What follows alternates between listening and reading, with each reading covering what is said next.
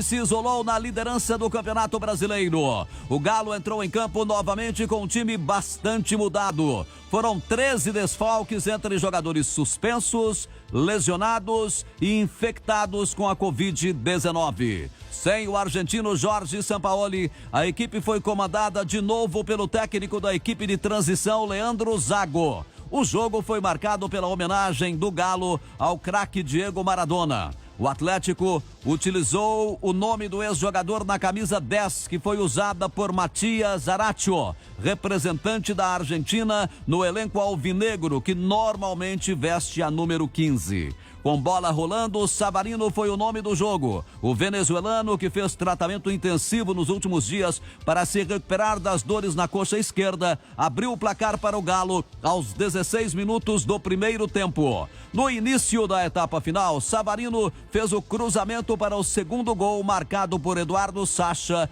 de cabeça. Pouco depois do segundo gol atleticano, o zagueiro Marcelo Benevenuto diminuiu para o Botafogo, também de cabeça. O placar poderia ter sido mais tranquilo para o Galo se Keno não tivesse desperdiçado um pênalti sofrido por ele mesmo aos 34 minutos do segundo tempo. Keno bateu fraco e o goleiro Diego Cavalieri pegou firme. Final, Atlético 2, Botafogo 1, de volta à emoção dos gols com o Caixa.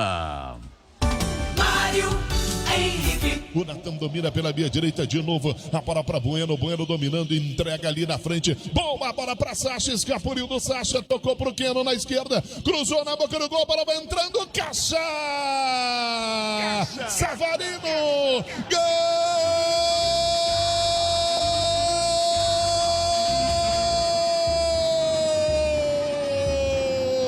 Do Galo!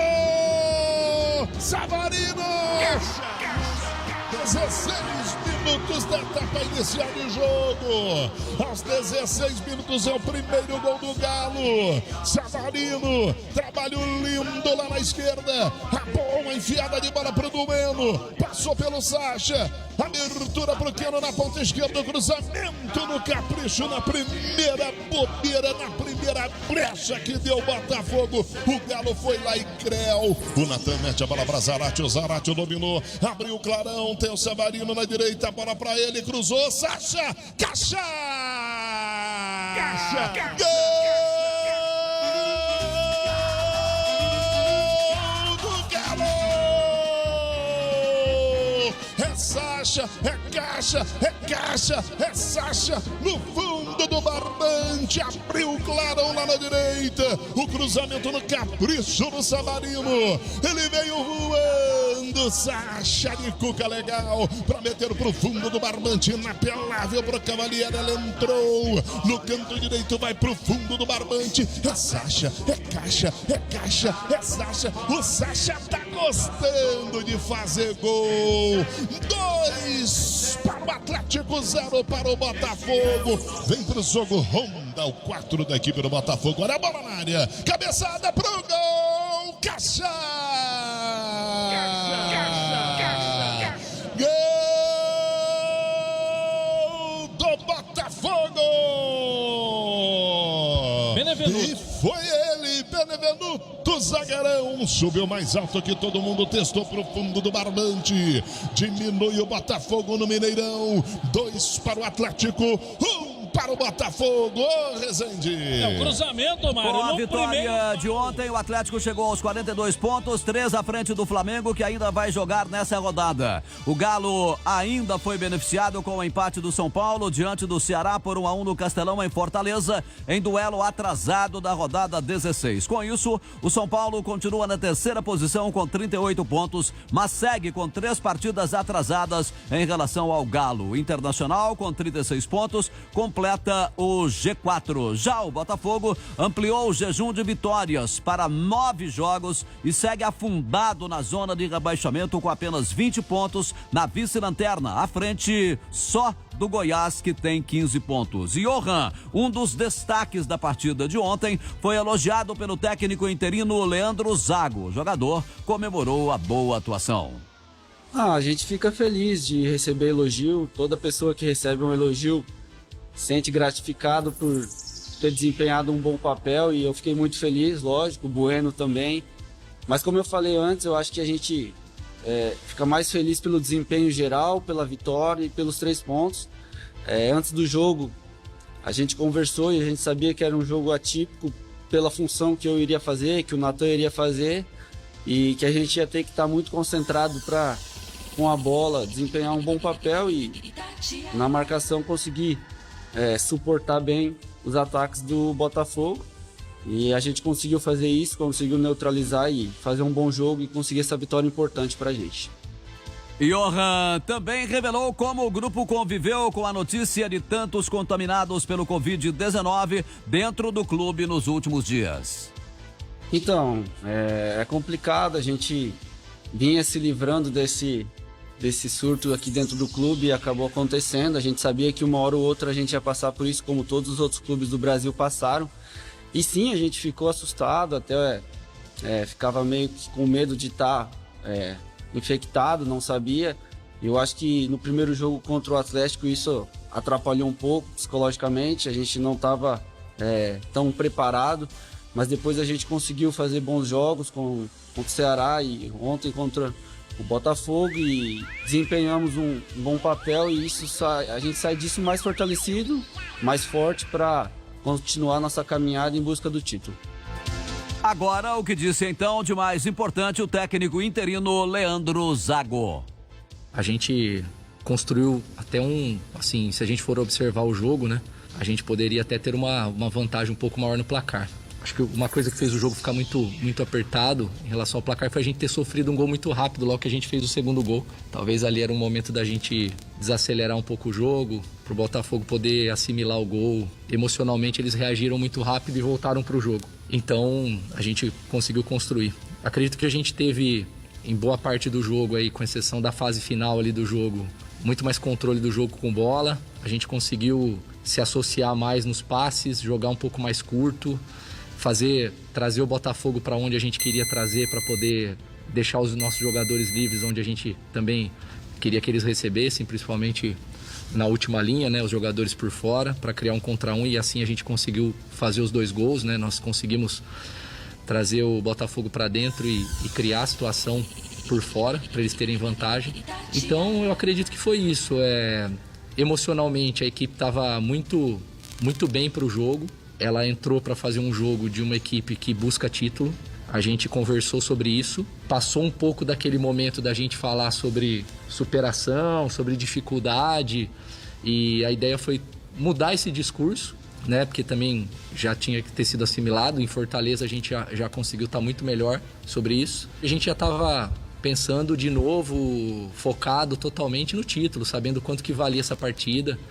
Quando eu assumi o primeiro jogo, a equipe estava na liderança. Eu tinha uma cobrança pessoal de entregar a equipe na liderança. Satisfeito, eu não tô, porque eu queria os 9 pontos. Mas dentro do cenário possível, eu acredito que a gente conseguiu aproveitar esses 4 pontos e fazer com que a gente fique pelo menos mais 10 dias na liderança. Nessa sequência, nem foi necessária a utilização de muitos jogadores que não vinham atuando. Quem você acha que aproveitou melhor as oportunidades? Para mim, todos os jogadores que tiveram em campo aproveitaram bem as oportunidades nas 3 partidas. A gente não pode associar isso só ao resultado.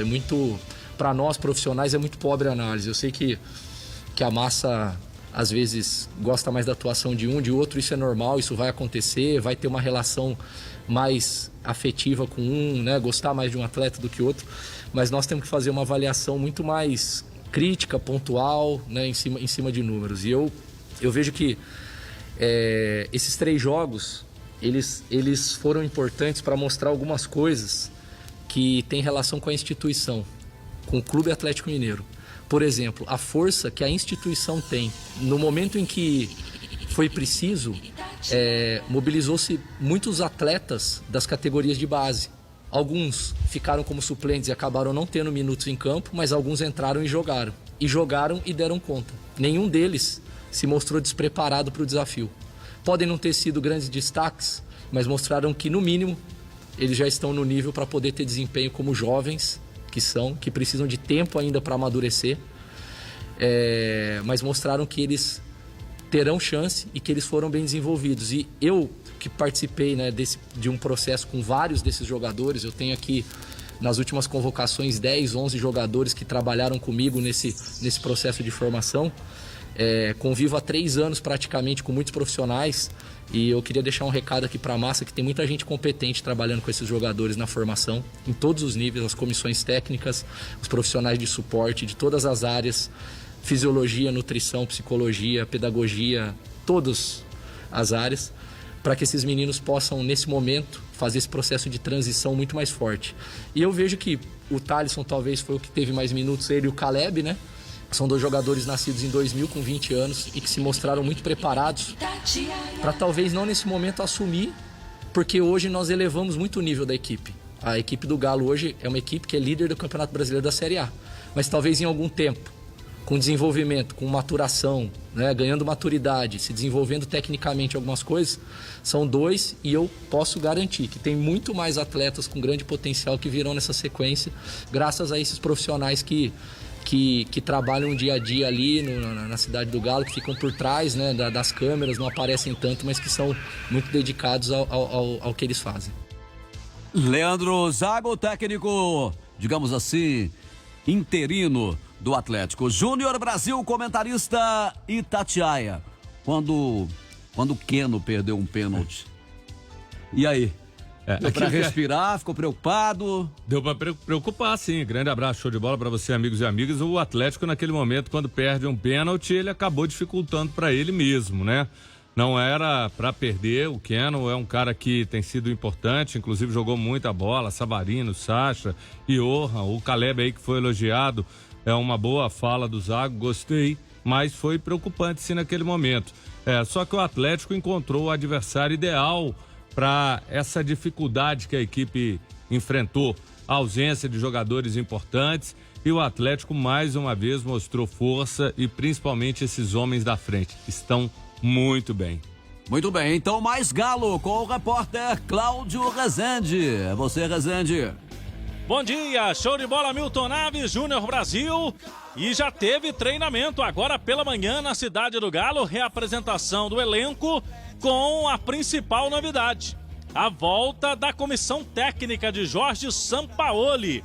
O argentino já esteve trabalhando normalmente no CT e também seus colegas ali do dia a dia. A partir de amanhã, os jogadores que testaram positivo no início da semana passada e que já cumpriram 10 dias de isolamento também estarão de volta.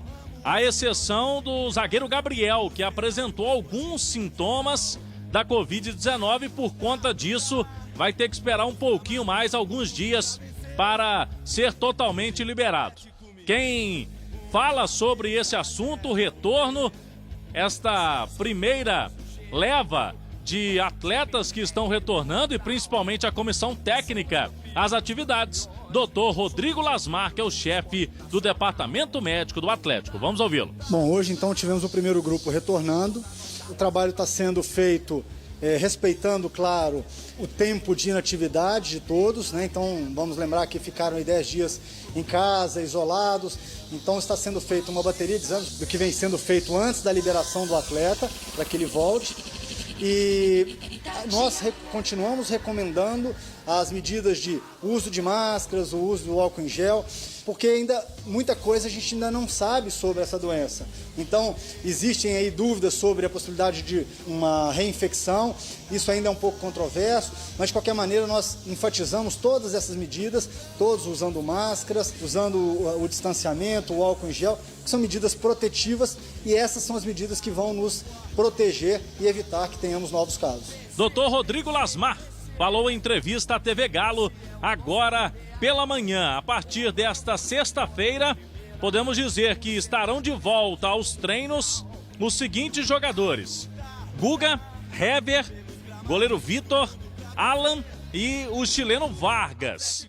O Alan Franco, que está com a Covid no Equador. A informação do departamento médico do Atlético é que o jogador já está retornando ao Brasil hoje e amanhã se apresenta para ser examinado e aí também totalmente liberado para os treinamentos. Gabriel, Jair e Everson vai ainda demorar mais alguns dias para que eles possam regressar aos treinos. Próximo jogo é só no dia 6 de dezembro contra o Inter. Milton Naves. Valeu, Cláudio Rezende. Também ontem no outro jogo que abriu a rodada 23, a quarta do retorno.